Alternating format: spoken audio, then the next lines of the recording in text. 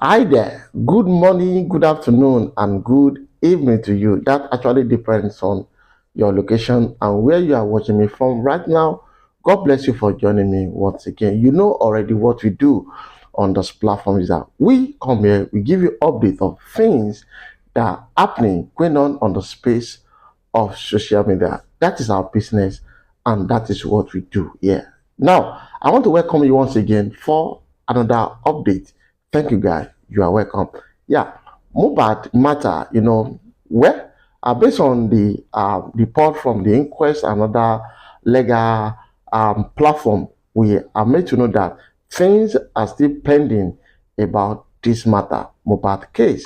But a lot is actually going on the space of social media about this matter, justice for Mohbad, especially on TikTok platform. We have a lot of justice for Mohbad team, justice for Mohbad hosts that usually stage show on this matter nearly every day. On daily basis we hear a lot of things going on about Mohbad, justice for Mohbad. And recently there was a voice note which is actually flying around the space of social media about the discussion of one of Baba Mohbad family with Mama Mohbad, and that particular voice note has been flying around in the space of social media. A lot were said in that particular voice note, which was leaked by the person.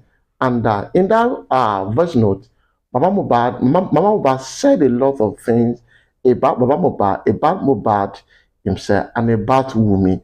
And all those things still make a lot of people to be surprised of what is actually going on in the family, even before the pie of Mohbad. Now, Madam Adenike, one of the TikTok hosts, has also come out again to analyze this particular voice note, and also added a lot of secrets, a lot of mysteries about this particular case of Mohbad. Now, it was learned that Mohbad actually pie on Monday, and which we were told that a pie on on Tuesday, and a lot of things actually wrong about that, because the narrative was a pie on Monday, on Tuesday, but now we are getting to know from this particular voice note that Mohbad actually pie on Monday. And why did the Baba Mohbad buried Mohbad hurriedly, despite the fact that the Mama Mohbad said in this particular version that she pleaded that Mohbad should not be buried quickly, but that is all that we heard and seen, that Mohbad was actually buried. Now, a lot of things were wrong, a lot of things were said in this particular chat, which I would love us to go and listen to this analysis from Madam Adenike, who is one of the hosts, and she also talks about justice for Mohbad. In fact, she's one of the people that is talking about this justice. Now, I want us to go there and listen to this woman about what she wants to tell us about this voice note. Another thing, a question to be raised about who actually kpai Mohbad, why Mohbad kpai, why was it a kind of discrepancy on the day that Mohbad kpai. So guys, let's go there, and God bless you. Baba knew a lot, and the way Baba's team are behaving on social media speaks volume. Their action is telling us that they all knew what kind Mohbad. They are all covering Baba. T Blash, listening attentively, please. Màmá, òun ló ṣe ìka fún òun fún lábẹ́rẹ́ fún ara òun. Òun fún lábẹ́rẹ́ irọ́ ni o, màmá. Mi ò lè tàn yín. Tí n bá tàn yín, kí ẹlẹ́dàá yín kó jẹ mí níyà. Màmá. Ẹ jẹ́ kí n wá di ẹjọ́. Mi ò fẹ́ kọ́ dọ́kọ́lọ́ ní irú ẹjọ́. Ẹ ní sùúrù mà. Only I don't want them to scatter my brain. Let me just go and do my findings. That is it true they stabbed my son?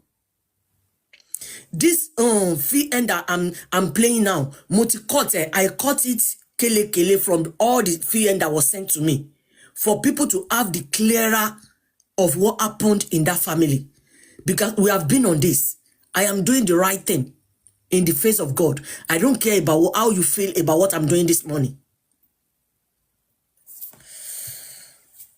Ó yẹ kó sọ pé lóòótọ́ ni o, ó ṣèṣì lọ́wọ́ mi ni, but kò sọ síta. The woman said Wunmi and Mohbad fought. That why don't Wunmi is lit up. Okay.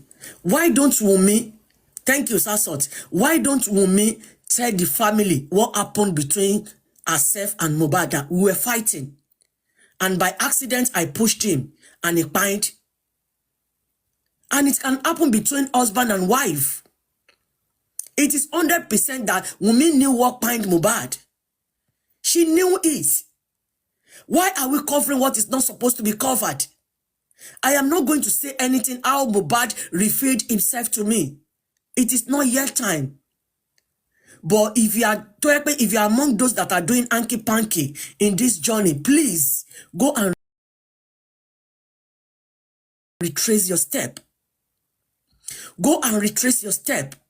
Robinson, if you know you can't stay or listen to what I'm analyzing, you can leave. Don't ask me any silly question, please. Don't be faster than your teacher.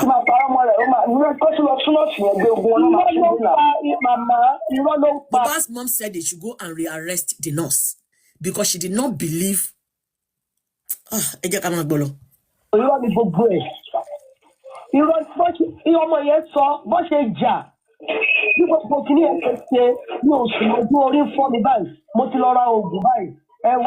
Ṣé ẹ gbọ́ bí ògùn yẹn ṣe dún mo fẹ́ lo ògùn. Náà lọ bẹ́ẹ̀ àwọn nọ́ọ̀sì kí ló ṣe òfin wọn sílẹ̀. Ṣé ìlera jẹ́ adúró oúnjẹ ìtàn yẹn mọ̀? Mo gbọ́dọ̀ yín máa mú gbọ́ sí mo wà fún. Ṣé mo ló béèrè àwọn nọ́ọ̀sì yẹn gbogbo ló béèrè gbogbo wọn? Ṣé rí ọ̀fọ̀ béèrè gbogbo wọn? Ṣé ẹ rọ́mọ yẹn mà? Ṣé rí ọ̀pọ̀ fi nọ́ọ̀sì wọ́n fi ṣe gẹrẹ òní kò tó pọ̀ nọ́ọ̀sì. Ṣó yẹ yín? They said they just used nurse to decorate. Mohbad has already pined on Monday, and you will hear from this woman. And I will play it from Bukky Jese's mouth herself for you guys, because more record Bukky Jese not to confirm. Bukky Jese confirmed it that Mohbad pined on Monday. This woman, Baba relative, confirmed it that Mohbad pined on Monday. And the consent is from Baba to release all this fear. Òtítọ́ kan náà kù.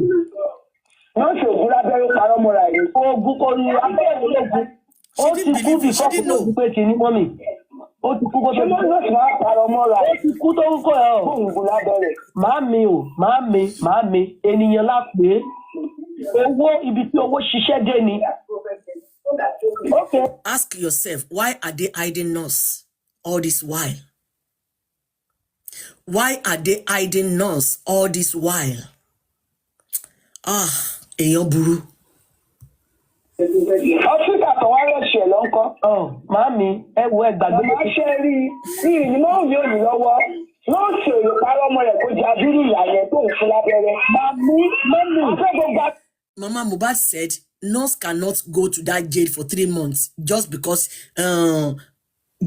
of what? Because of nothing. But Mama Mohbad did not realize that this is Nigeria. May Nigeria never happen to me and you, to any one of us. They can pay nurse any amount. Don't worry, just go and stay there. And nurse will be enjoying. And Bukky Jese nurse was enjoying in the prison. She was doing her business inside the prison. But Mama Mohbad, oh my God. Education is very, very important though. I am telling you. Education is very, very important. It will open your eyes and your brain to many things in life. Education will not teach you to come and speak big grammars. Speaking English is a language that you have to learn from onset. But education is very, very important. Education will open your brain. It will open your eyes to many things. The way you will reason sometimes Yes, this is well educated. Mohbad's mom is not exposed. She's not educated. Her upbringing was poor. The poverty is there. I am not here today to cover Mohbad's mom up. I am not here to cover Mr. Loba's up. I am not here to castigate or to abuse any one of them. But I am here this morning to say nothing but the pure truth. Nothing but the pure truth. That if it happens to you, how will you handle this situation on ground? Hey, you know, mommy, very gbogbo ẹsẹ fọ ọmọ yẹn fi ẹnu ara ẹ̀ ó fi sọ síta bí ìjà ṣe ṣẹlẹ̀ bó ṣe la nǹkan bó ṣe gún ó sọ ní ọkọ ogun gígùn bẹ́ẹ̀ ogun gígùn yẹn yìí fi tẹ̀lé tó sí o kò sí àtàgùngùn lára ọmọ mi o. Èyí tẹ́ ń pè ìyá Mohbad ní ayaba ẹni òpònú ni ìyá Mohbad mo mọ̀ pé ìyá Mohbad ponú bọ́ Ọlọ́run má jẹ́ kó jẹ́ pé èmi àti yín bóyá ìlú òyìnbó lẹ́wà kó jẹ́ Nàìjíríà lẹ́wà. Let me tell you a brief story. Something happened between myself and my mom. We were on that situation for over 12 years before kí ẹ̀mí mímọ́ tó resolve it. And I matched the argument I was arguing with my mom for that 12 to 13 years. Mo wá máa jẹ pẹ̀lú ti ìyá Mohbad. Mo wá wò pé ó wá jẹ́ kí n come into conclusion pé education, exposure in life, it goes a lot. It goes a long way in our life. Many people will be easily manipulated in Nigeria. Look at how many people reason on social media. Gbogbo àwọn tó ń wò wá tó yẹ pé wọ́n wá láti Nigeria, àwọn some of them kì í ṣe gbogbo àwọn tó ṣe sàgálà ni wọ́n wà educated. Ẹ wo bọ́n ṣe ń ronú, ẹ wo bọ́n ṣe ń ṣe lórí social media. Ó máa jẹ́ kẹ́ mọ̀ pé orú èèyàn tí ìyá Mohbad jẹ́. Inexposure, lack of education, lack of parental upbringing, and poverty òun ló jẹ́ kí ìyá Mohbad débi tó ń dé, including the generational causes in her husband family that the woman told us in this VN.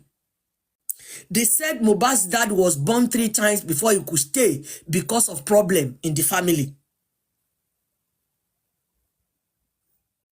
Because of the problem in the family, to the extent that he lost his mother at tender age because of this problem. And God sees his heart, sees the heart of the family. Ọlọ́run fẹ́ repay wọn back by bringing Mohbad back to their family, but because of carelessness, because of what in between legs, because of all the plates, Mohbad's mom made the mistake, and the man, I want to make a mistake. Both of them are at fault. But everything that happened in Mr. Loba's family is generational causes. I'm not saying you shouldn't continue blaming Mohbad's mom or blaming Mohbad's dad, but let us call a spade a spade. Go and check yourself. Are you living in Nigeria? When you were living in Nigeria, how do you reason? Compare your reasoning when you were living in Nigeria to how you reason now when you are in abroad. Even if you don't go to college or you don't go to school in abroad, they will still see the change in you. Sorry, in you. They will see the change in you. Àwọn kan tó ń gbé Nigeria system ó ń jẹ́ kí brain àwọn èèyàn kú. Ó ń kú brain àwọn èèyàn. Nigerian system is killing our morals.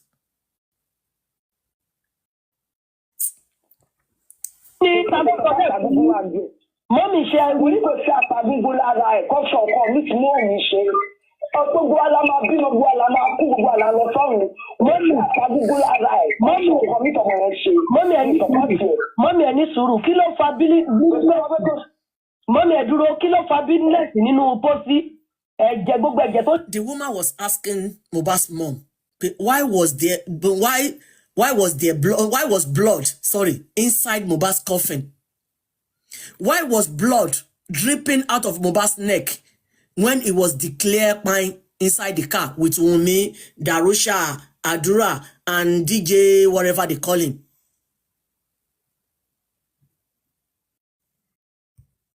Jáde látọ̀run ẹ̀. Mo gbà ṣé mo lọ sí ni ṣé nítorí pé lọ sí ni tí wọ́n dé pa ọmọ ẹ̀yẹ jí náà ṣé mo sọ pé lè jí. The Mohbad's mom kept saying this thing again and again, over and over and over again. It seems Mohbad's mom was telling Mohbad's dad that they shouldn't bury Mohbad quickly. And she's still confirming it. Because Free and Down Play is more or less from Mohbad's dad. Because family Baba Mohbad Lope called Mohbad's mom and put her on recording. And I'm sure is out of her consent. It's out of her consent. Adenike, what do you mean? Good morning, Ayanfe Olorun. I don't want to mute you or block you, please. If you don't like what I'm doing, it's not compulsory for you to stay here. Leave me and my God alone. Mo mọ Ọlọ́run tí mo ń sìn, mo sì máa gbára ẹ̀. Ẹ̀yin tó yẹ pé when you like any host on social media, you will believe everything about that host. Nǹkan tó bà ọ̀rọ̀ yìí jẹ́ nìyẹn. Favoritism, òun ló bà ọ̀rọ̀ yìí jẹ́. Ajoke, if you feel I'm not saying the truth, can you go, please? It is not compulsory for you to be here.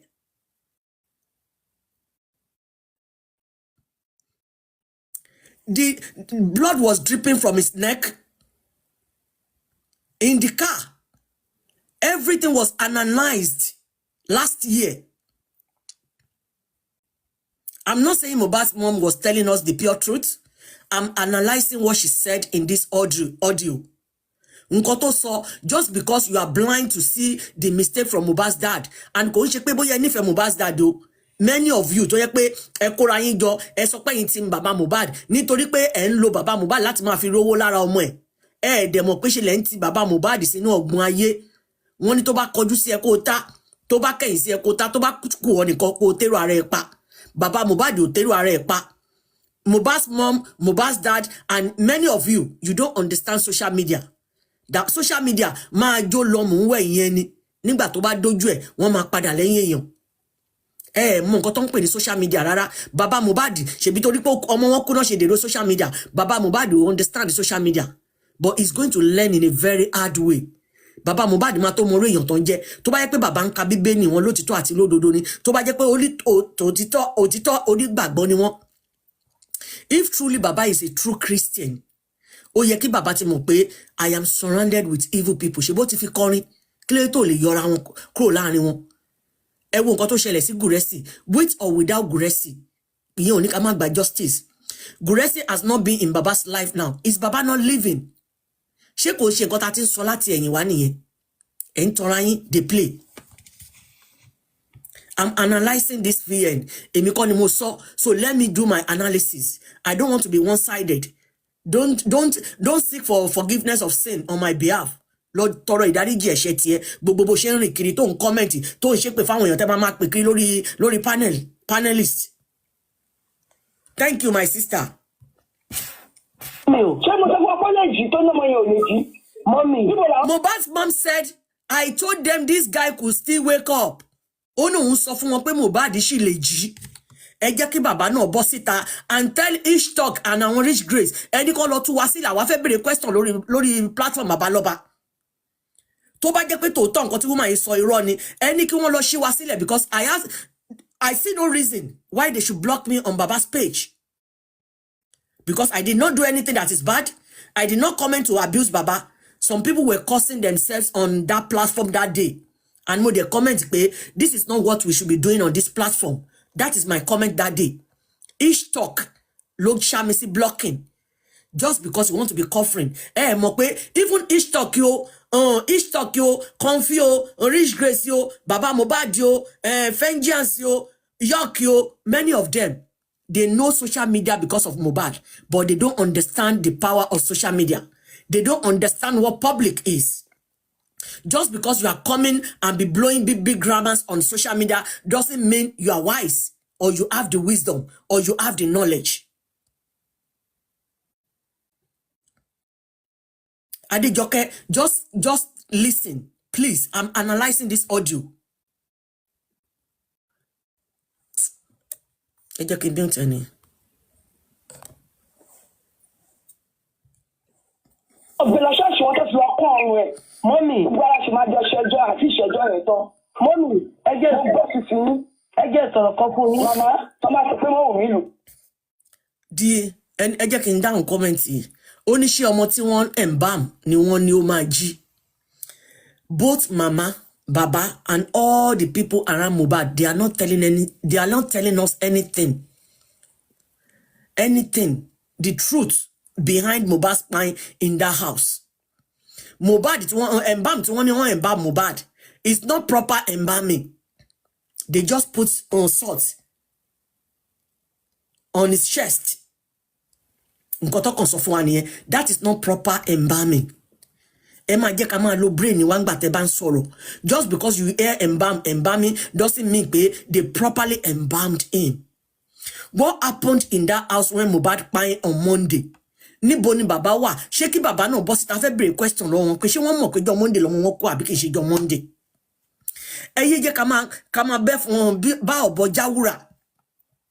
Bukky Jesse confirmed it that Mohbad Kpai on Monday.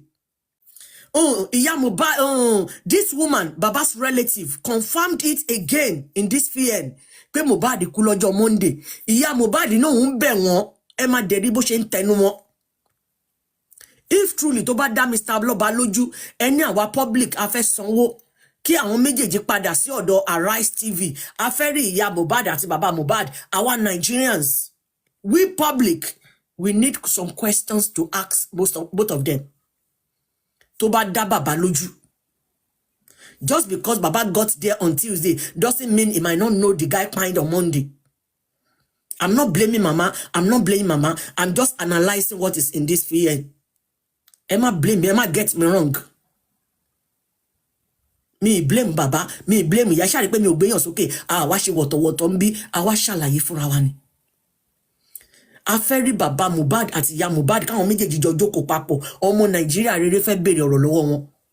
Bàbá Mohbad tó bá dá yín lójú torí mo mọ̀ pé orí TikTok yín they will not allow you to do such.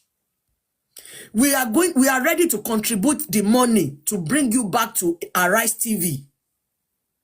You and Mohbad's mom a fẹ́ béèrè ọ̀rọ̀ lọ́wọ́ yín méjèèjì. God bless you, big fish. Ìyẹn ló máa jẹ́ ká stop láti máa wà one-sided.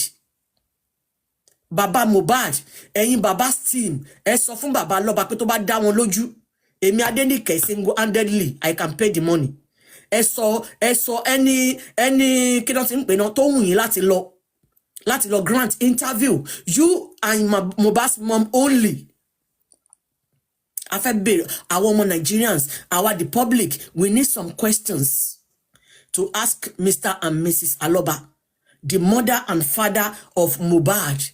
Both of them sitting down together at the same time. Or if they want to both go back to Berekete, àwọn ọmọ Nigerian, the public, any question ta fẹ́ béèrè lọ́wọ́ wọn. Let us call a spade a spade.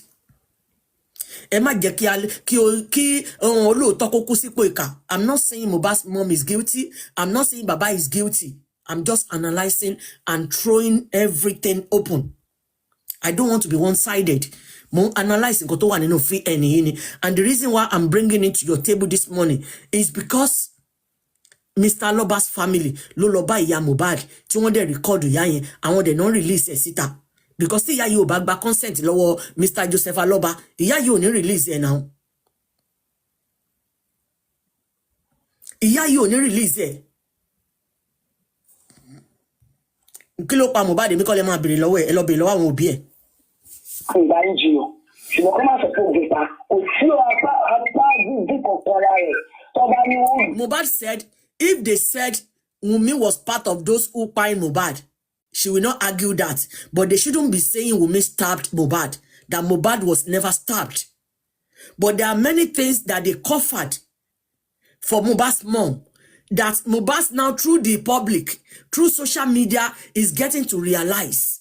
Emma Jekagbe Shulaye, let us call a spade a spade.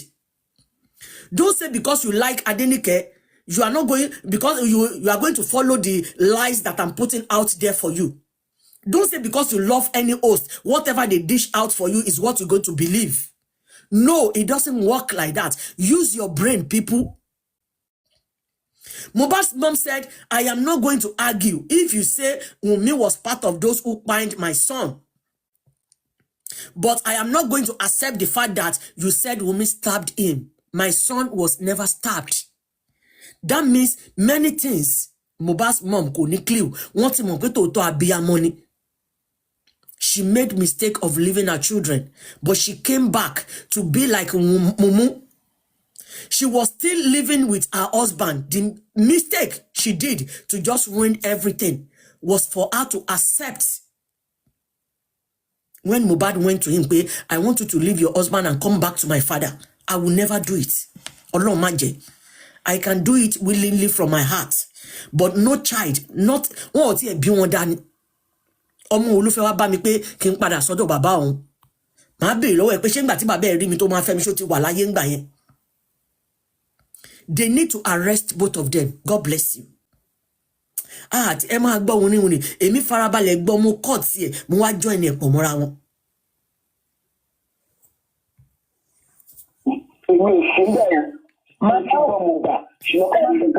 Màmá ṣé ẹ rí ìgbà mo lọ wo orí Facebook because mo wo máa kan tó ń sọ̀rọ̀ wípé kó wo ilé kó sí wọn kó sí gbogbo wọn kó. Mama Mohbad said they should arrest all of them back, both the nurse, the Wunmi, Darosha, Adura, Iya Mohbad, Baba Mohbad, and all of them living in that house. They need to be arrested. If truly Nigerian police, Governor Babajide Sanwo-Olu, tó bá fẹ́ ká mọ̀ justice ikú tó pa Mohbad, kàn lọ arrest all of them. But Nigerians, we need to see Mohbad's mom and dad sitting down together. Color Grant interview. Wunmi Baba and Mama Mohbad needs to be arrested for proper investigation. God bless you, Sasot. For proper investigation. Many things was hidden from Mohbad's mom. She doesn't have clue of many things that happened to his son. And I'm sure they used her vulnerability. We are just bashing this woman, bashing this man. I'm not saying both of them are guilty, and I'm not saying both of them are not guilty. But both of them needs to come to go and grant interview that the whole public won't be any questions, reliable questions. We have them on our table. Let's continue. Ọlọ́run ẹ̀ tọ́kọ fọwọ́ kọ́fà ẹ̀jẹ̀ ṣàn níwájú Ọlọ́run ọba ẹ̀rí ẹ̀jẹ̀ ṣàn ẹ̀jẹ̀ ìyàpá ẹ̀jẹ̀ yẹn wà bẹ́ẹ̀ mọ́mì ẹ máa ń kọ́ lọ fún wọn kó kò lè tó yẹn kan sí gbogbo ọkọ̀ tí wọ́n mú tó. Mama Mohbad said it's not a big deal. They should go and arrest all of them. Ó ti volunteer pé ẹ tún gbogbo wa kó arrest all of us, including Wunmi, Mama Mo, Baba Mo, Darosha and whatever. Go and arrest all of us. Arrest all of us. Ó sun ẹkún mọ́nù. Ó sun mi ò sùn mọ́jú mo ṣe oògùn ẹ wo ṣé ẹ ń gbọ́ kí ní oògùn báyìí. Mo lọ gbé oògùn jáde mo fẹ́ lò láàárọ̀. Mi ò sùn mọ́jú. Mi ò sùn mọ́jú. Èmi ò kàn fẹ́ fi ọkàn pé láti ọjọ́ ìní torí wọ́n ti ní kí n yé fọkàn pé òkú. Tí bá fẹ́ mọ̀ nǹkan tó pa ó máa jáde á sọ fún mi lójú oorun pé nǹkan bàbá ẹ̀ ló ṣe o. Ìgbà tí bàbá wọn ní pé kàn gbé ọmọ ẹ ìgbà tí bàbá dé gan bàbá òpè mọ́ òyìnbá tó béèrè pé kí ló pọ̀ mọ́ òun kò béèrè lọ náà síbà pé. Oh, Mama Mohbad said, I was not there. And you are listening. I'm just interpreting. For somebody like Sasot, she doesn't understand our nigbati. She said, Baba never asked Wunmi or the nurse what kpai Mohbad, even up to today. She said, when Baba got to that house, he didn't ask Wunmi and the nurse, iku lo pa Mohbad. I'm going somewhere. She said, if truly I knew they stabbed my son, do you think I am going to be there? They told us another story entirely. They told Mohbad's mom another story entirely. Nobody has ever told this woman the real story of what happened to her son. Tí èèyàn bá ń parọ́, you will know. I listened to all the audios, all the VN. It's about 14. Mo listen sí gbogbo ẹ̀. Mohbad's mom did not have she did not have many clue of what happened to her son. It might be tension. We are just analyzing. But níbi tí ọ̀rọ̀ dé yìí, ṣé kò yẹ kí bàbá ti bọ́ síta láti sọ òdodo fún wa? We need Baba and Mama to sit down together. They both gave birth to that child. Forget about what happened in their family.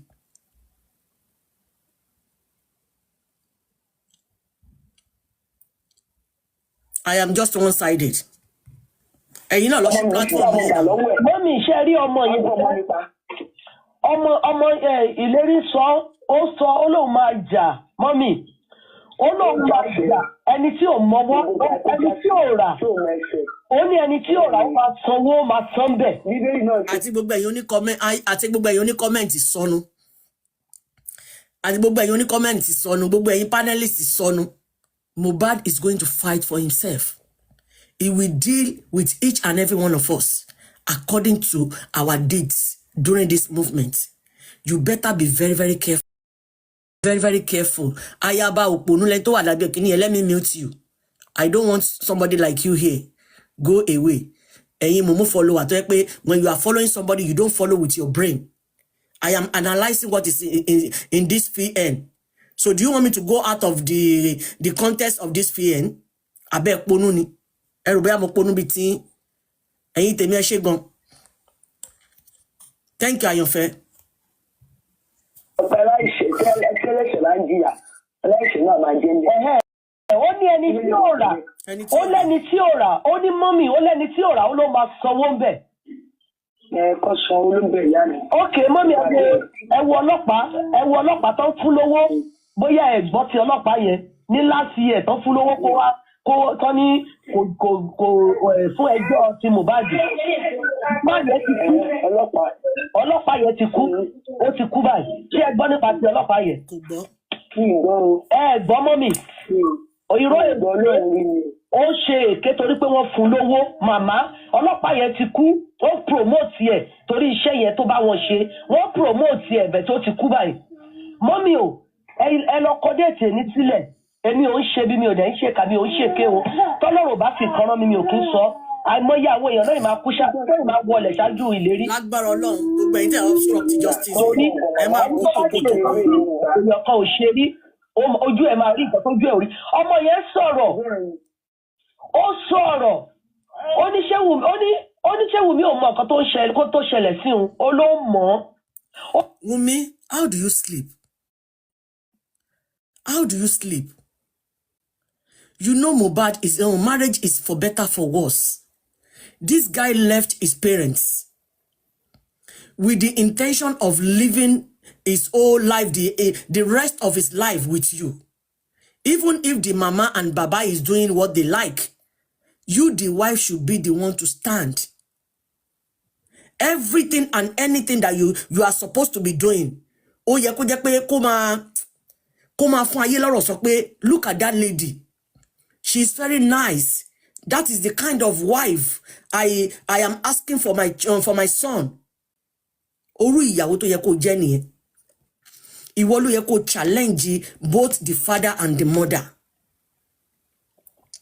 Wunmi, how do you sleep? How do you sleep? I don't understand. You can never go scot-free. Because all fingers are pointing at you that you knew what behind this guy. And you still continue. Baba is flaunting. Wunmi is flaunting. Just because Mohbad's mom is not coming out to say what she's going through. Look at this VN. It was recorded for over 2 months now. Almost 3 months before they released it to the world. I took my time to listen to each and every one of them. If you are a host here, you need all the VN. You can send me, inbox me your number. I will WhatsApp everything to you.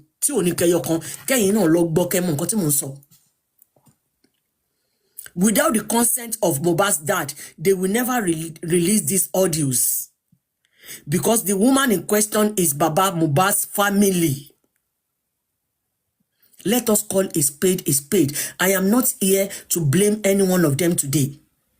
I'm not here for any water, but to say nothing but the pure truth. Mohbad's mom is not educated.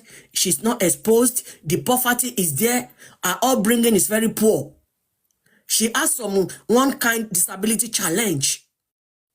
Those 5 things was what she's going through. If truly they slept with her in the house they were living before Mohbad's dad sent her packing, that is part of the generational causes to separate both the father and the mother. But Baba that called himself pastor, she tòótọ́ ni Baba jẹ́ pastor tòótọ́ àti lódodo. Mr. Joseph Aloba, within yourself, in the corner of your room, when you are on your own, are you truly a pastor? Are you truly doing the will of God? Baba, there is still time for you to change your ways. Because if everything comes back to point at you, you will not find it easy at all. The public will come back against you like the 14th of September 2023. It will be more worse than that. Because you are still getting away with some of the things that you are going. Gradually, many people will understand what is going on in this movement. And they will come back for you finally, in big time. Mohbad's mom, that many people are hating on now, might be the one they will carry like egg at the end of the day. Nítorí pé ìyà ẹ̀ṣẹ̀ tí ìyá Mohbad ń jẹ, ìyà pé òun náà, she's going everything she's going through now to suffer what she did for that guy. Thank you, Sister Riano. She's suffering what she did for that guy, for leaving the guy and leaving her present husband without fighting. The man that accepted you when Mr. Loba sent you packing. Who does that? If not because she has shallow brain. Both the father and the mother, they were behind of what behind this guy. Mohbad's mom said it in this audio, in this fear that you will hear yourself, that she did not fight with her present husband, but Mohbad asked her to leave and come back to the father. But you can as well sit your son down. Nobody does that in this life. If I do it, it might have consequence on me and you. Don't worry. I will be closer to both of you, both you and your father now. I will come back to your life. Just tell me anything you want. There's nothing stopping Mohbad. Ìyá Mohbad tẹ́ bá wà níbí tẹ́ ń gbọ́ mi. Kò sí nǹkan tó stop yín. Pé ẹ̀yin àti ọkọ yín tẹ́ fẹ́ tẹ́ ti bímọ méjì fún yẹn. Kẹ́ jọ sowọ́pọ̀ pẹ̀lú Mr. Loba láti dúró ti Mohbad tinútinú tọkàntọkàn. Kì í ṣe pé kẹ́ fi ọkọ tẹ́ fẹ́ sílẹ̀ tó gbà yín tọwọ́ tẹsẹ̀ nígbà tí Mr. Loba lé yín síta. Pé ẹ ṣàgbèrè ọkùnrin tó gbà yín tọwọ́ tẹsẹ̀ ẹ wá fi ọkùnrin yẹn sílẹ̀ pẹ̀lú ọmọ méjì láì jà láì ṣe láì rò ẹ wá padà sọ́dọ̀ Mr. Loba. Gbogbo nǹkan bẹ́ẹ̀ yẹn pẹ̀lú nǹkan tó jẹ́ pé gbogbo ègún ìdílé àti èpè ìdílé yẹn kó jà lórí ọmọ yín láti gba ọmọ ológo lọ́wọ́ yín. If you are under my watch this morning, don't try it. Wherever you say bye-bye to, you went to go and have children for another man. And when your first children, they are grown-ups, they come back to, hey, Mom, I want you to come back to our father. Which father? You can co-parenting. Co-parenting. I have many Oyinbo friends. They are separated now. And they are co-parenting to guide their children to wherever they are supposed to be in this life. But many Nigerians, we don't know how to co-parent.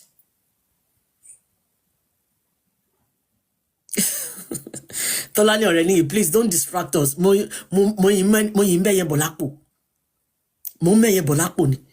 Ìyá Mohbad, it is not nice. Ẹ jẹ́ kí n kọ́ sọ ti ìyá Mohbad fún.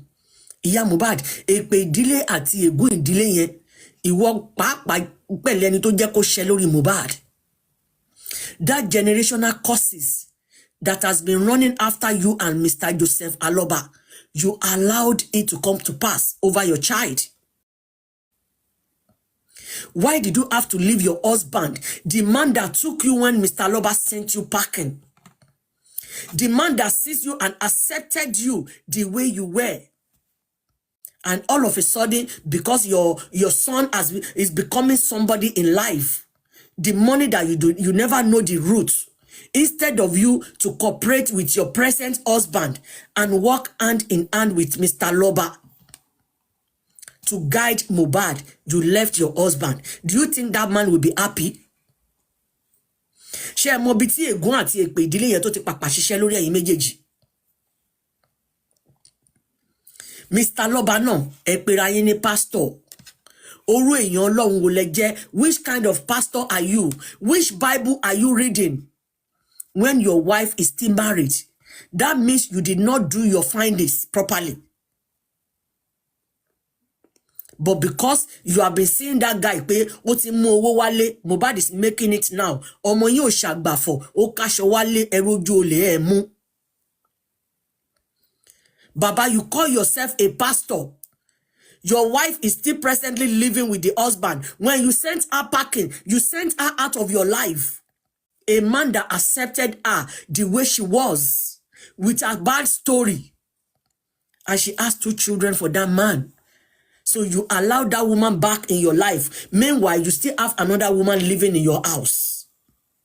So can you the world see now that both of them find this guy? With a nonchalant attitude. We're just learning. Anybody can make the mistake they made. But let us learn from what happened to Mohbad so that it won't happen to any one of us. I will keep telling you, Mohbad's story and my story are 5 and 6. The only change in my own is I'm still alive. When the time comes, I'll come and narrate my own story to you, for you to know the reason why I put my mouth, my body, my whole self into this movement. Baba forgets he have a woman at home, and Mama to forget have managed she has children for another man. Exactly, Sassot. A man that accepted you when one man sent you out packing in his life. You left that man with 2 children just because your son started making it in life and you don't know the source of income of your son. Now, Mama Mohbad is between life and death. She can't go back to the husband that she left. Mohbad's dad can never take her back. Can you see now is good in this life when you are contented? Thank you, Gabi. We have to be contented in life. Same thing happened to me. The father of my 3 children stood his ground that if you don't come back to me, I will make sure I bring you down. And I told him, the only way for me to go down is when God is not existing anymore. If God lives, and you are the one that did bad thing to me before I say, no, we should go on our ways. Nothing in this life that you will do. Nothing in this life that you will do. No. We all have story to tell. But not all of us likes to bring our stories to social media. But I'm going to bring mine when it's totally resolved for people to learn. And I will tell you how I handled my own with care. Because I suffered over my children. I raised 4 of them myself. Let's continue listening. Mommy, ó ní ẹ wò ó lẹ́ni tí ò rà ń bẹ̀ ó ló máa san bẹ̀. Ṣóyè yín, ó lẹ́ni tí ò rà ó ló máa san bẹ̀. Ẹni tí ò jẹ́ ń bẹ̀ ó sì máa san. Pẹ̀lú ìbínú pẹ̀lú ẹkún ló fi ń sún mi ò sùn mọ́jú, mo jókòó ni. Mo wá jókòó gbà tó ro òkun mo bẹ̀rẹ̀ sí ní ṣe prayer títí lẹ̀ fi mọ́. Màmá, ẹni tí ò rà ń bẹ̀ ó máa san because wọ́n pa ìránṣẹ́ Ọlọ́run alààyè. Ẹ jẹ́ sọ fún mi, ẹni tó pé lọ sí ṣé màmá o. She admitted, Mohbad's mom admitted that Mohbad was pined in his house. So what are we talking about? Wunmi téèyàn kan bá ń tọ́ ẹ pé máa jó lọ mò ń wẹ̀ yẹn. Both you, Wunmi, Mama Mohbad, Baba Mohbad, Àdúrà, Darosha, All of you in that family, you don't know anything. After this after this ariwo on social media, that is when you will realize the mistake you all have done or you all have made. You won't know it now because people are still talking about all this issue. You are still enjoying it. Mohbad changed an entire generation story by saying some success. He needed backup. Yes. Mohbad's mom supposed to join hand. So for Mohbad, say, no, I can't leave my husband. When your father sent me packing, when I had no hope anymore in life that I'm going to remarry again, this man accepted me. So I'm not going to leave this man. She should invite, or maybe she should have invited Mohbad to the new husband. So they both sit down and know how to bring Baba Mohbad into the picture. So 3 of them will be working hand in hand together. That is how it's supposed to be. Ìyá Mohbad nǹkan tó yẹ ká ti ṣe nígbà yẹn, instead tó wá jẹ́ ká lose ológo ọmọ. Ó lè jẹ́ pé ìṣẹ̀dá ọkùnrin tẹ́ fílẹ̀ yẹn gan ló jẹ́ kí ègún yẹn kó pàpà ṣẹlẹ̀ lórí ọmọ yín. Because ó ní kò lè ṣe kóhun ìtùlẹ̀ má ṣẹlẹ̀, ó ní ṣùgbọ́n ègbé lẹni tó tọwọ́ ẹ̀ ṣẹlẹ̀. Nǹkan tá ń gbọ́ là ń bá wọn sọ, èmi ò sí ńbẹ̀, ẹ ṣáà ń gbọ́ pé mò ń play ẹ̀, kì í ṣe pé nǹkan tí mò ń form nínú ara mi. Wùnmí ní ìyàwó náà tó bá dá àwọn mẹ́yẹ̀ta lójú, ẹni kí Wùnmí, ìyá Mohbad àti bàbá Mohbad kàn lọ sí Arise TV. Àwọn ọmọ Nàìjíríà rere a fẹ́ gbọ́ ohùn wọn. The public wants to listen to 3 of them. Tí wọ́n bá ti announce fún wa pé this is the day we are going to Arise TV both Wunmi, Baba Mohbad and Iya Mohbad, we will keep sending messages. The questions. See, àwọn Arise TV ma bèrè lọ́wọ́ wọn, àwọn mama bombard ẹ̀ sí wọn, so that they will sit. If they are going to pay for like 5 hours or the whole day, we don't mind. We are ready to contribute the money. If I don't have money, I will bring it to my platform.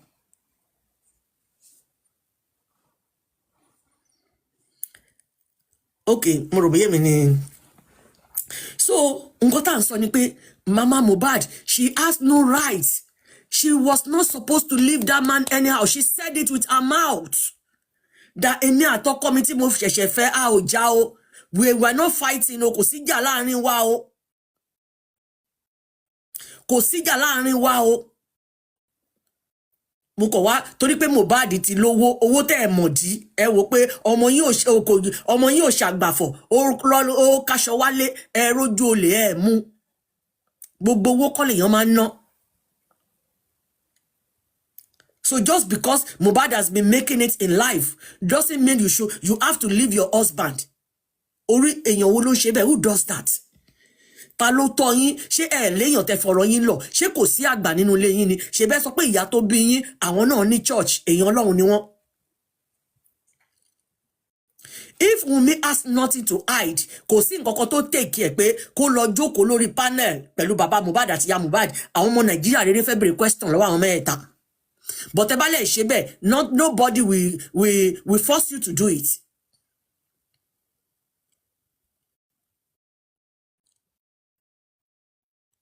We force you to do it. Public ló jẹ́ ká wà níbi tá wà lẹ́ni now. We are not doing what we're doing just because of Mohbad. You might be thinking it's gossip. But God is using us to expose what is going on in Nigeria. He's using all of us to expose what is going on in Nigeria if you don't know. It might still happen to any one of us. You left your husband, you went to another man to go and have another children there. Just because the first children are making it in life. You just want to leave the other man jẹ́jẹ́. So ṣé o mọ̀ pé orí àwọn ọmọ tó fẹ́ lọ bá yẹn bí gbogbo ẹ̀ máa fàbọ̀ sí.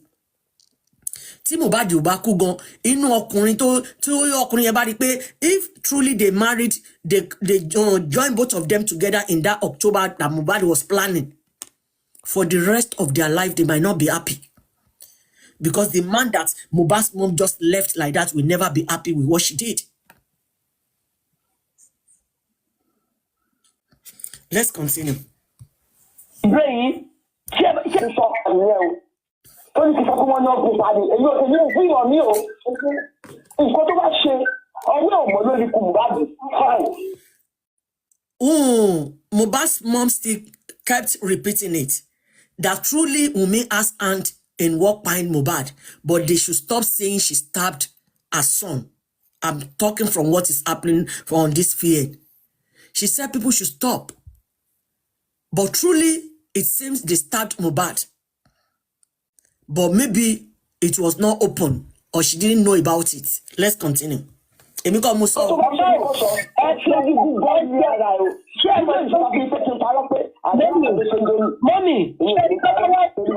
Mommy, any suru tó bá wá di ọ̀rọ̀ yìí tó tí gbogbo táṣìírí wá tú tó wá rí pé tó bá jẹ́ pé ọ̀pọ̀ ọmọ ìyá wa gùn pa bó lẹ fẹ́ fojú sí mọ́mì bó níbi tẹ́tẹ́ fún kò tí wá gùn pa ṣé ìgbà tó gbé ṣé kò rí ọmọ ẹ̀yìn ìgbà tí wọ́n gbé lọ ṣọ́ọ̀ṣì tó lọ yí ọrùn ẹ̀ ó ti jẹ́ kó lọ sí. Ẹ máa gbọ́. Number one, Mohbad's mom said she told Baba not to go and bury Mohbad immediately. Baba refused. You can see I'm everywhere. I'm not here to apportion blame to any one of them. Both Wunmi o àti kọjá gbogbo yẹn. Èmi ti sọ iti máa sọ. But analysis tèmi máa ṣe lórí òtítọ́ àti lórí òdodo. Ẹ̀yin team Wunmi tẹ́ bá wà níbí. I'm just doing my own analysis according to this VN. And I don't want to be judgmental in my analysis. I will say it the way it is. I will say it the way it is. Mumbo, Mohbad's mom said she pleaded enough to Baba not to bury Mohbad immediately. They went to go and bury Mohbad. And mere looking at how they covered that guy when he was buried. Emma Mokoni Furadani. Baba ló need láti sọ fún wa. Àwọn wo náà pè yín tó ń control yín pé nǹkan báyìí ni kẹ́ ṣe fọ́mọ yín. Baba a ní láti jẹ́ kẹ́ wá sọ fún gbogbo Nigerians. Ṣé ẹ mọ̀ pé ọmọ yín kú lọ́jọ́ Monday àbẹ́ ẹ mọ̀? Kí ló dé tẹ́ fi wàràwàrà lọ sin ọmọ yín á padà sí September 14. Ìyá Mohbad said he warned you, he pleaded with you that even at some stage they wanted to use a car to crush her. That is what she said. Emiko Musobeo, I am not the one that said it. It's in this VN. He said when she was pleading with them not to go and bury that guy immediately, that they wanted to use a car to crush her, but they insisted they have to bury that guy immediately. How far it is true, I was not there, you were not there. Both of them, bóyá tó bá ń gbọ́ gbogbo àwọn nǹkan báyìí, wọ́n á yára wọn ní brain láti sọ òtítọ́ fáráyé. Because me looking at everything, the government is not ready to do anything. The way they are just dabaru anything to our faces, it doesn't seem they are going to do anything about it. And if they know they are not interested anymore, they should go and bury this guy. Let him go and rest in peace. The more we are still having it in our brain that Mohbad is still lying in the morgue, the more it will keep tormenting us. We are not just doing this. We want to get away from Mohbad's justice, especially me.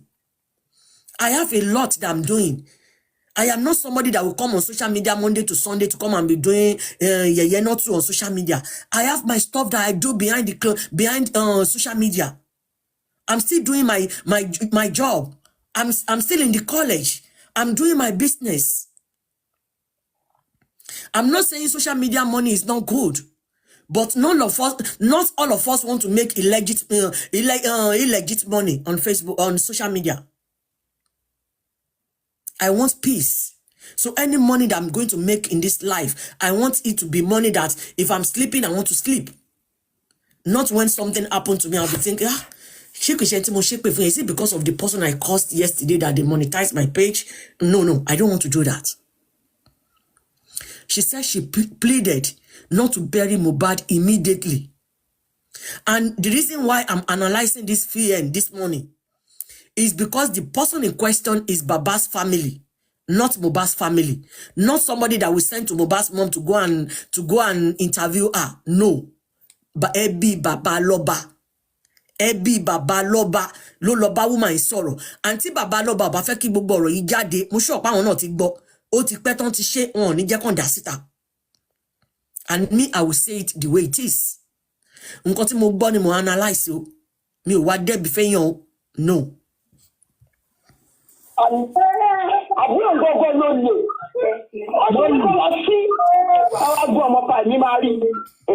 Bukky Jesse called Baba a thief. Mohbad's mom here now just said it. Only Baba Loba Gogoluli. He said Baba is a thief. She said some things that Ebagbo Mawatu suffering.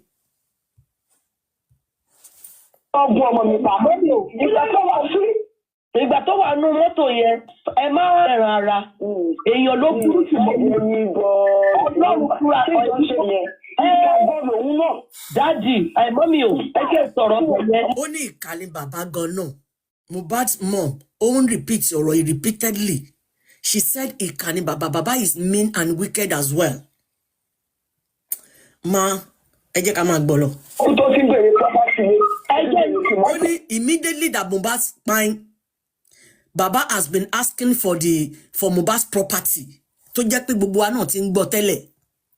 If you have all this VN and you are analyzing it on your page and you don't analyze this part, Ọlọ́run ní jẹ́ ká ṣe Ọlọ́run. Ọlọ́run ní jẹ́ ká ṣe Ọlọ́run. Ìyá yìí sọ pé Baba Mohbad, ẹbí Baba Mohbad lọ record ìyá Mohbad, èmi kọ́ mo record wọn. Family Baba Mohbad ni. And Mohbad's mom said, immediately that Mohbad Kpai, Baba was asking for property and the key to Mohbad's car. Ẹ máa gbọ́ èmi kọ́ mo sọ. Sọ̀rọ̀ bẹ̀yẹ fún yín mọ́mí ẹ jẹ́ sọ̀rọ̀ bẹ̀yẹ fún yín. Kò yẹ kó gbé ọmọ yẹn kúrò ní ṣùgbọ́n nǹkan ọgbà tó fa nígbà lórí tí ìgbà kúrò tó ń kọ́ máa gbọ́ ọmọ mi lọ. Ṣẹ́gbọ́, she said when she was telling them not to go and bury Mohbad, they wanted to crush her with a car. That Baba is mean and wicked. She said it's not me. Òyìnbó ẹrù ni ó jẹ́ kí àwọn èèyàn tó bímọ fún ẹrù ni ó jẹ́ kán jáde bẹ̀tẹ̀ wọ́n ìmáà máa kó máa bọ̀ kò sí nǹkan kan tó máa ṣe wọ́n. Because ó nǹkan kan tó máa ṣe fún wọn. Ó sọ fún mi pé mọ́mì ó ní òun láwọn ọmọ síta níwájú ọlọ́pàá ọ̀gá rí. Èmi ló sọ fún mi pé káyìn tó sọ fún mi pé ń kọ́ ọmọ bọ̀ ní. Wọ́n kó ọmọ bọ̀. Ìyá mi sọ bẹ́ẹ̀ fún mi. Wọ́n kó ọmọ bọ̀ ní mọ́mì. According to Mohbad's mom in this VN, she was claiming her mom is a founder of a church. So how come your mother will allow you to leave your present husband that you don't have any fight or anything with? You were not separated. You were not fighting.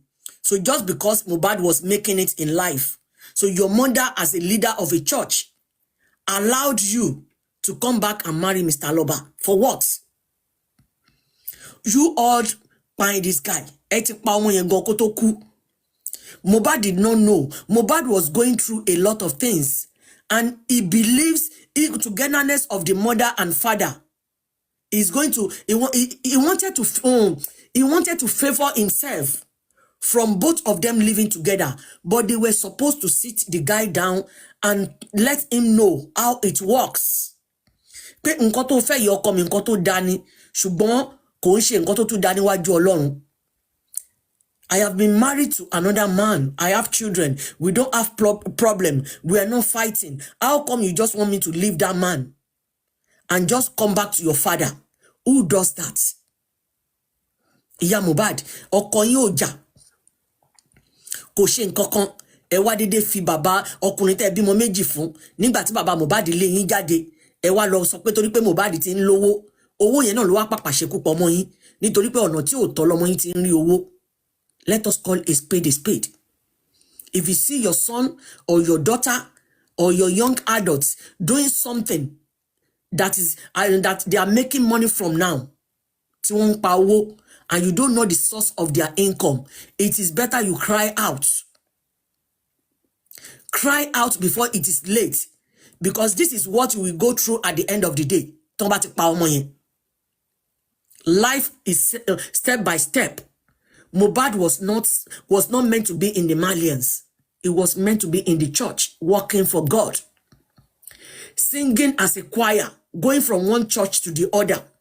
Using his songs to minister to people. That was what Mohbad was created for. But because the mother is lazy, the father is lazy, all the father know is to lap pio. You had 3 children, you left that woman, you sent her packing. Marry another one, another 3 children without good job. You that cannot even feed yourself, talk less of a dozen, 12. You marry the second one, you send that one packing after 3. And you went to go and marry a woman that has 3 children already. And the present woman now has 3 children for you, making 12 children in Nigeria. Gbogbo alamobi Nigeria she hard to sheri. Nigeria is not easy for anybody. Talk less of 12 children. Mr. Loba, if you are not ready to do the right thing on this justice, ìgbẹ̀yìn ò dá o. Ìgbẹ̀yìn ò dá o bàbá. Ẹ lọ gbogbo message táwa ti sọ fún yín, but ẹ ń wò wá pé bóyá a jẹ́ nǹkan kan. Mr. Loba, go and retrace your step. Ìyá Mohbad, go and borrow yourself brain. Come out and tell the world that you are sorry for the mistakes that you have done in the past. Now you are ready to fight for your son. That is the only way for you to have peace. Ìyá Mohbad, ẹ bọ́ síta, bó jẹ́ ẹ máa lọ ní kó bá yín kó ṣe camera. Oh, the president have only 1 child. Oh, really? Oh, sorry about that. I thought 3 again. So, ó jẹ́ bàbá ní ọmọ mẹ́wàá. Ọmọ mẹ́wàá. Because ọmọ adomo pọ̀ mọ́mọ́ tọ́ ni. Ṣé oko yín ò lè gbé lábẹ́ ṣòkòtò yín ni? Ọmọ yín kúta ìkú náà àti ń gbọ́ pé tí ń ṣe 2 some, ẹ ti ń ṣe 3 some. Nǹkan tó gba odindi ọmọ ológo lọ́wọ́ yín.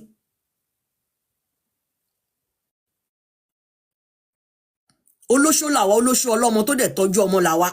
Gbogbo obìnrin lolóṣó, adé orí ọ̀kín, ìyá tiẹ̀ náà olóṣó ni. Gbogbo àwọn àbúrò ẹ̀ obìnrin olóṣó ni wọ́n. Gbogbo àwọn ẹ̀gbọ́n ẹ̀ obìnrin olóṣó ni wọ́n. Kò ń ṣe obìnrin tí ò ń ṣe olóṣó. Àfi tí wọ́n bá ti bẹ sùn nínú ayé. Ọmọ mi Sarah nìkan ni ò kì í ṣe olóṣó. Torí wọn ò tí ì já. Ó dijọ́ tó bá ti já òun náà ti di olóṣó nìyẹn. Torí ẹ̀ kì í mọ èbú tó yẹ kán fi búyàn. Ṣé nǹkan tí mo wá sọ mi ìbàyẹn sí mo wá jà ni? You know you don't like me. Why are you on my page? Ẹni òkùnkùn, ẹni ègbé, ẹni àdánù. Ẹ ṣàn like ẹ máa forí yín gbèpè. Gbogbo èèyàn lẹ́kọ̀ọ́ máa fẹ́ gbèpè lẹ́nu ẹ̀. Why are you here if you don't like what I'm doing? Kí ni nǹkan tí mo ṣe ń dìbà yín sí tó bad? Tó sọ pé ìyá olóṣó. All of us are olóṣó now. Did they not fuck your mother before they born you? Did your grandma did not fuck your grandmom before they born your mother, your father? So why are you calling me olóṣó? Is that a big deal? All of us are olóṣó now. All women are olóṣó. Nídìí nǹkan fi búyàn, wá pé olóṣó, kíní kan. Ṣé nǹkan tí mo sọ mi báyìí sí mo búyàn ni? You don't like what I'm doing, you waka pass. Ẹ rí pé mo ń compose ara mi ìfẹ́ ṣépè. Because tó bá lọ fi tinútinú gbẹ ìpè lẹ́nu mi, o lè má parí ọdún tó wà yìí, tá wà yìí. O lè fi gbogbo ìbànújẹ́ àti ìpayín kékeré kó fi lo tó kù nínú ọdún yìí. But just leave me the way I am now. If you don't like what I'm doing, just go. Èmi ò wérò, àwọn èèyàn ni mo fẹ́ tó ní ọpọlọ tó ń reason. Thank you, Yabeji. Let's continue. Mommy, ẹ má ṣáìdì èèyàn ẹlẹ́ran ara. Èèyàn ló burú jù mọ́. Ọlọ́run fúra ọ̀yọ́ ṣe fún mi. Nǹkan ṣe fún mi ṣé mi ò rí ni. Ẹ má ṣáìdì wọ́n mi. Kò yẹ kí yóò fi lọ jẹ́ kí wọ́n sin ọmọ yẹn. Ó ní kò yẹ kí Jòsí jẹ́ kán lọ sin ọmọ yẹn. This woman kept repeating that statement. Ó dẹ̀ ń jẹ́ kó rí mi spark.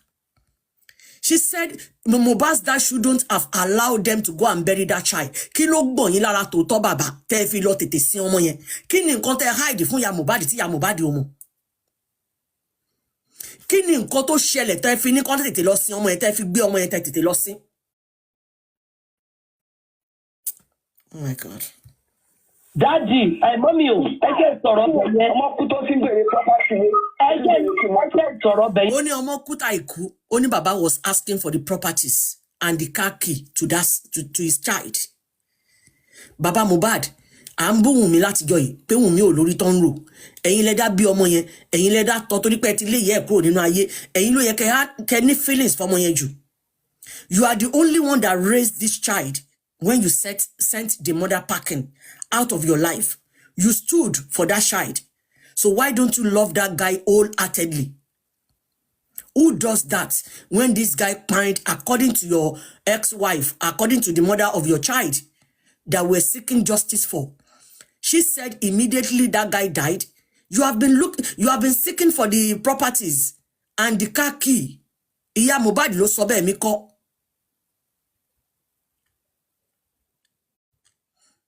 Ẹ má jẹ́ kó jẹ́ pé don't let us be thinking that is everything this woman said about Baba. This woman did not come to social media to come and tell us what she's saying now. Maybe Baba was the one that sent his one of his relatives to go and meet this woman. Ẹ má jẹ́ ká máa gbẹ̀ṣẹ̀. Ẹ má jẹ́ ká máa gbẹ̀ṣẹ̀. According to this voice note, it's almost 3 months now they have done it. Iya Mohbad did not come out. She did not come to social media to come and tell us what is in this VN. Ebi Baba ló lọ bá Iya Mohbad tó ń record her now. That woman was grieving. Maybe she was looking for somebody to pour out whatever she has in mind to. Oh man, Shewa, when you have something in mind, reyan to ma ba so, kini yen mama torment mind any. Let us think before we start judging. Think about Mohbad's mom that she did not come to social media to come and just tell this story.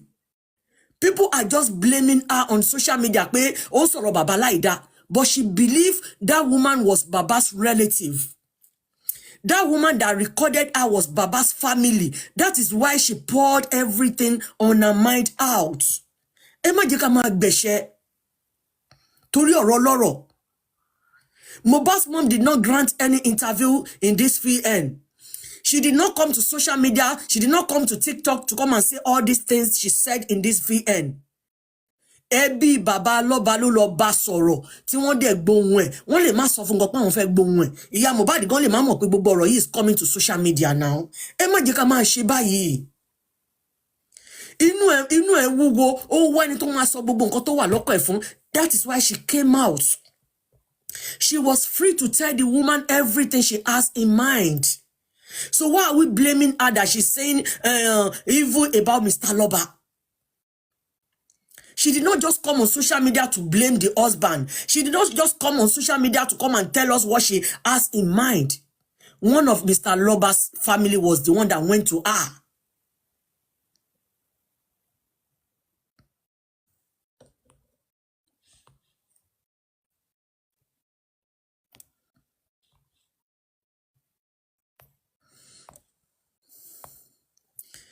That went to her. No loba sorrow. For me, both Baba and Mama cannot be trusted any longer. A lot are happening behind the scene. Yes, that is why I'm saying this truth now. I'm analyzing the VN. But Comrade Mose, nkoti mo try láti sọ ni pé Mama Mohbad did not come on social media to come and tell us what is in this VN. And this has been recorded for almost 3 months now. Before Mohbad was 1 year. And Mr. Loba's family, òun ló lọ bá woman yìí. Nǹkan tí mo try láti sọ ni pé people are blaming Mr. Mohbad pé kí ló dé tó ń sọ̀rọ̀ ill of Mr. Loba. But maybe because she sees that woman as somebody she can confide in. And she pour out everything that she has in mind. And maybe she didn't know that they are going to bring it to social media. Bóyá tóun náà bá mọ̀ pé ó máa gbé wá sórí social media. She might not have done it. Or granted the interview on phone. Was she told before she was recorded? We don't know. But to me, kò yẹ ká máa blame Ìyá Mohbad lórí VN yìí, lórí gbogbo nǹkan tó jáde. Because Mr. Loba's family ló lọ bá. Kí ló dé táwọn náà dá síta tó bá mọ̀ pé nǹkan tí ò yẹ káwáyé dá sí. Why did they bring it on social media? Ṣé ẹ bring it out pé káwọn èèyàn lè blame Ìyá Mohbad nìkan ni? But me, I will say my own truth. Who recorded her? Did you take her consent before you record her? Did you tell her you are going to put this on social media when you were recording her? Àwọn nǹkan tó yẹ ká béèrè lọ́wọ́ wọn nìyẹn.